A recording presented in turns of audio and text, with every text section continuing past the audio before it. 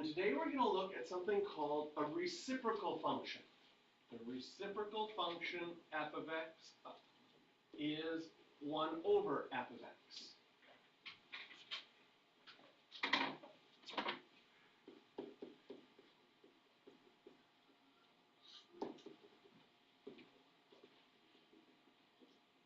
And what it does is it changes the original y values on the function on the bottom to 1 over y. And what I mean by that is if you took x minus 1, which they've graphed here in green, you could definitely plug a bunch of points on there. You could plug minus 1 is your y-intercept, up 1, over 1, up 1, over 1, up 1, over 1, up 1, over 1. And if I take a point on this green graph like 4, 3, it means that if I want to graph 1 over 1 minus x minus 1, I would have the point 4, 1 over 3. All you do is take your original, like if my y value originally was 3, does it make sense that if I did 1 over that, now I'm going to get 1 over 3? That's the only change. However, doing that change really makes your graph do some weird things. Okay? Weird thing number 1 is what do we do at this green point where it was 1, 0? On my red graph, I need to graph 1, 1 over 0. And 1 over 0 is not allowed. So we're going to get introduced to something called the asymptote. And one of the asymptotes you're going to have,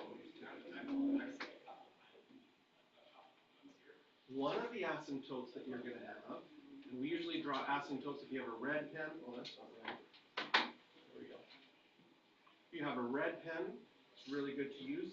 A dotted line at x equals 1, a vertical asymptote is somewhere where you have a non-permissible value.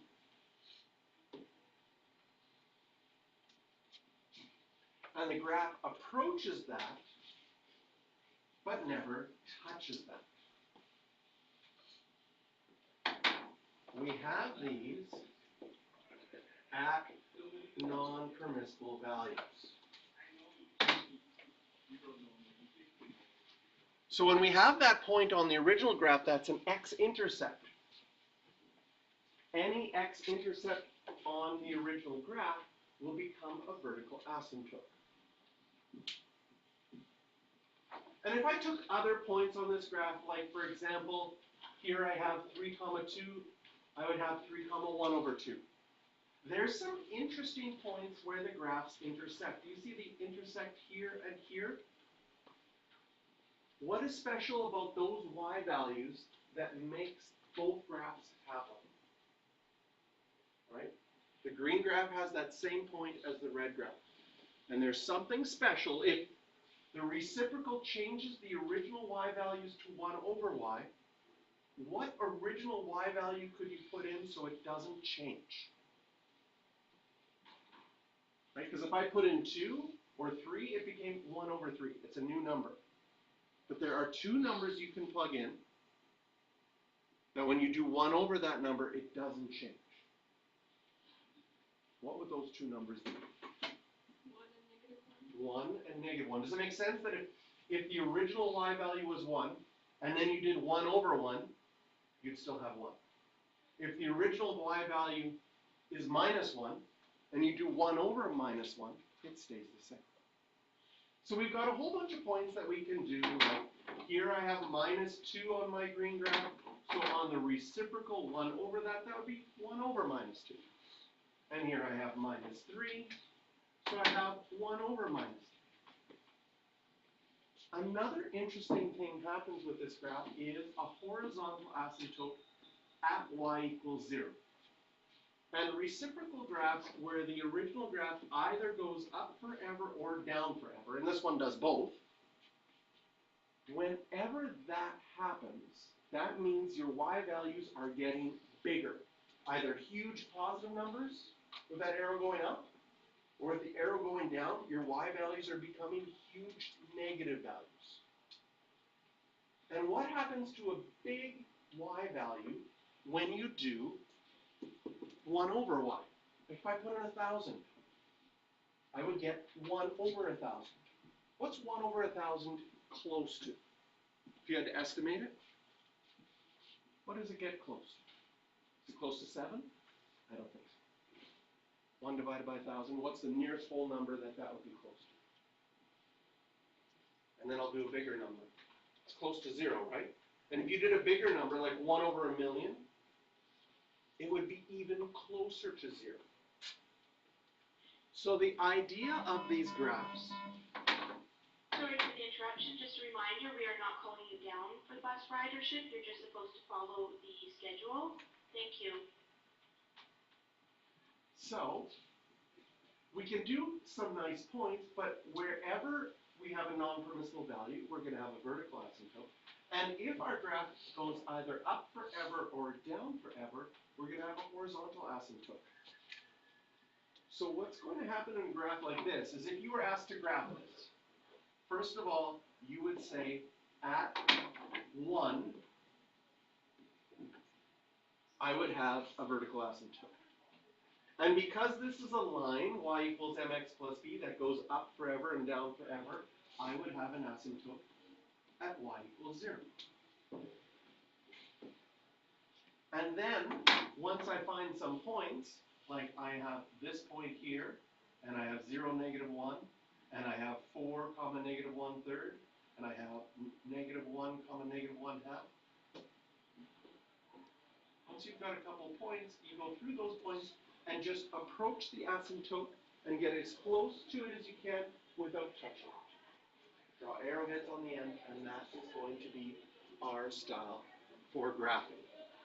So we've got horizontal asymptotes and vertical asymptotes. The vertical asymptotes happen at non-permissible values.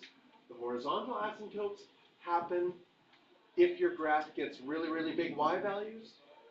Then 1 over your graph will have really, really numbers really, really close to 0.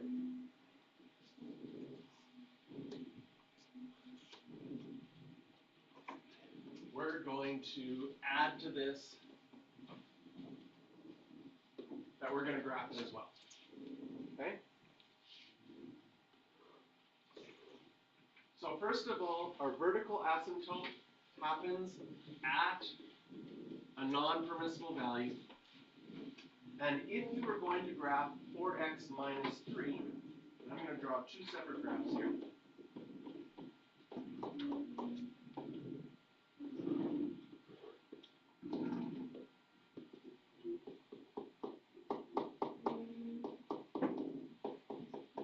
On the first graph, I'm going to graph in green 4x minus 3.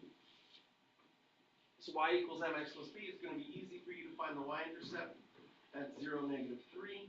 Go up 4 over 1, so this would have the point 1, 1, up 4 over 1 again, and I would have 2, 5. You can double check. You can plug in 2 for x. Do I get 5? I can plug in 1 for x. Do I get 1? And this is my green graph. A really important point on this green graph will be this x-intercept. How do you find the x-intercept? You make y equal to 0. Right? And if I make y equal to 0, would this be hard to solve? No. Move the 3 over, divide by 4, and I would get that my x-intercept is 3 over 4. So this is my original graph. The question said, what is the equation of the vertical asymptote? Well, at that x-intercept,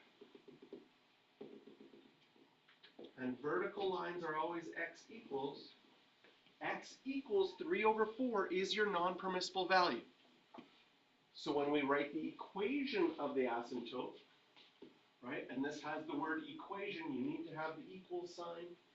You need to write x equals 3 over 4. That's the equation of our asymptote. Now, if we wanted to graph this completely, There would also be a horizontal asymptote at y equals 0, because your y values get bigger and bigger and bigger. So 1 over will get closer and closer and closer to 0. Can we do some nice points? And I'm going to graph this in blue. Well, I have 1, 1. That's going to stay 1, 1. What's going to happen to 2, 5? It's going to come 2, 1 over 5. What's going to happen to 0, -3? 0, 1 over -3. And technically, you just need 1 point in each side of the vertical asymptote is enough to graph it. Like, I can now say, I know that it has to get closer and closer here, and I know it has to get closer and closer there. Same thing here. It has to get closer to this one, and closer to that. And that's our final graph.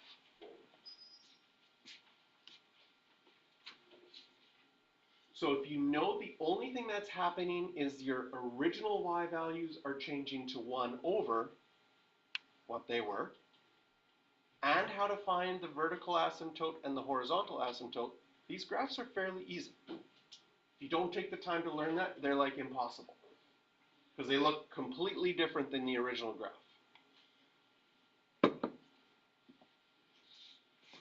Okay, try questions 4 and 5 right now. And even if they just ask about the vertical asymptotes, I want you to graph as well.